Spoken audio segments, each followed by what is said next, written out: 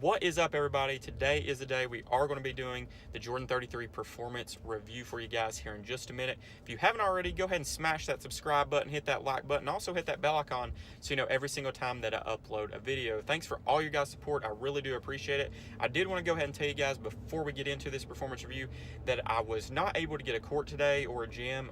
Basically, we've had some really bad weather, really bad storms last night, so I wasn't able to do any footage, shoot any footage outside, as well as I couldn't get a gym today to shoot any footage. And normally when I go test sneakers, I'm more interested in playing in them and just actually testing out the shoe and giving my actual results on the actual sneaker instead of worrying about getting, footage filmed or whatever. So normally the day that I make the video, I'll go out and shoot some footage and just give y'all a little bit of look of me actually playing in the sneakers, but I wasn't able to do that this time, so I hope you guys still enjoy the video.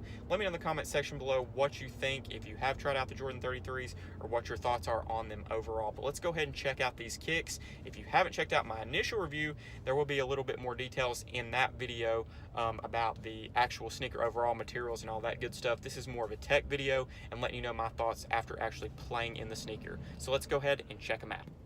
First off, let's talk about this new lacing system that Jordan Brand has. So obviously this is the first Jordan Brand sneaker that doesn't have any laces whatsoever. It does feature fast fit technology, which is definitely a really cool system.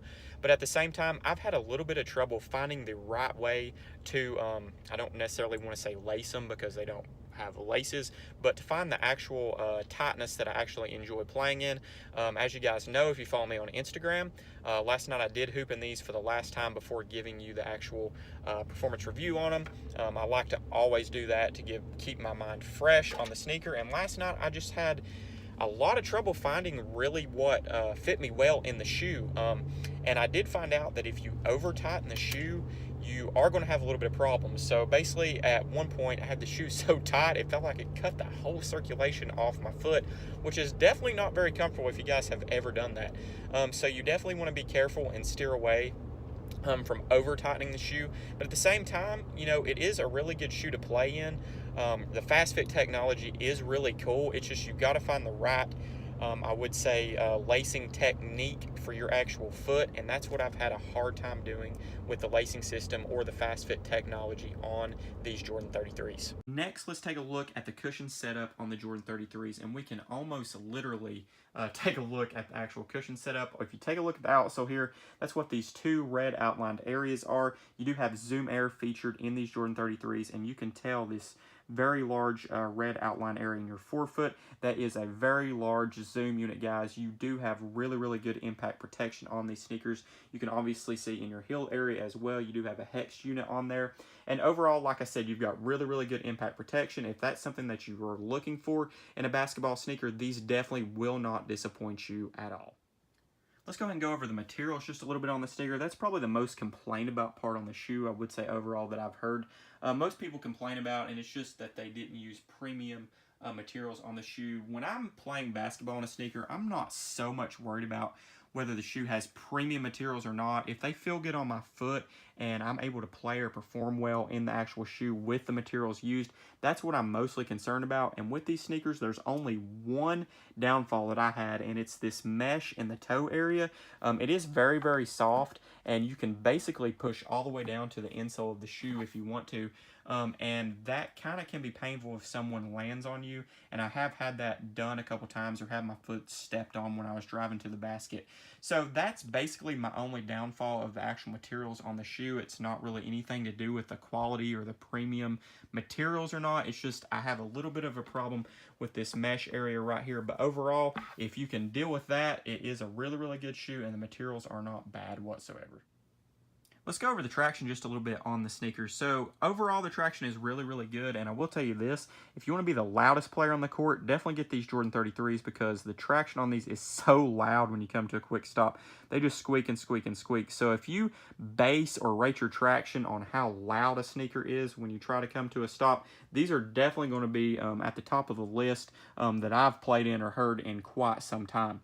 The one downfall that I will go over with you guys on the actual sneaker is going to be very visible or easy to see, and that is this toe area up here.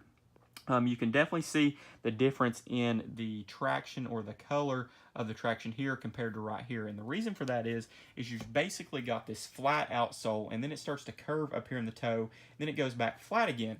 And what it does is you've got a little bit of slippage when you try to stop vertically right here, so you do have to stay on your toes. That is the only downfall that I have on these. I did slip a few times, almost to the point of falling if I didn't stay on my toes. But as I said, overall, laterally, you are going to be really good to go in these. And like I said, it's not that big of a deal. I just had to make a little bit of adjustment, and I don't know if it's really an adjustment that I had to make or where I've been testing out so many different shoes. It's kind of hard sometimes to know how to play in each shoe right off the bat. You got to kind of adjust to each one of them. So it may not be as big of a problem for you, but I do think that it is going to be a little bit of an issue.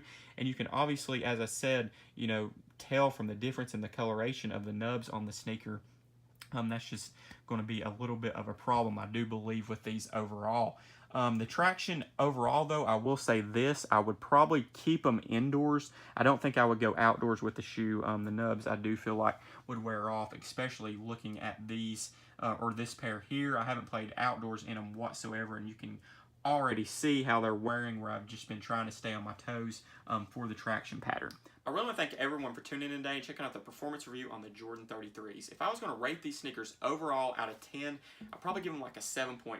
And the reason that I rate them maybe a little bit lower than I would another basketball sneaker is there's two key factors. Basically, number one is the lacing system or fast fit technology. It's really cool. If you're a basketball player or a sneakerhead, you definitely need to try these on and just see how they fit on your foot. My problem with the system is I'm not being able to find really what fits me well. It's either too tight or too loose, so I'm having a little bit of issues with that. But overall, it is a cool technology. I'm not downgrading it whatsoever. I just more prefer traditional laces where I'm able to tighten or, you know, loosen whatever I want, get a customized fit for my actual foot. The second thing is that vertical traction or the toe traction area on the actual traction pattern of the shoe. Overall, as I said, the traction is really, really good, except for that one section, and that just is a little bit of a downfall. Could be a little bit dangerous if you're not careful or playing right on your toes. I do want to thank you guys again for checking out the video. I really do appreciate it, and I really do appreciate all your support. We'll be back very, very soon. Peace.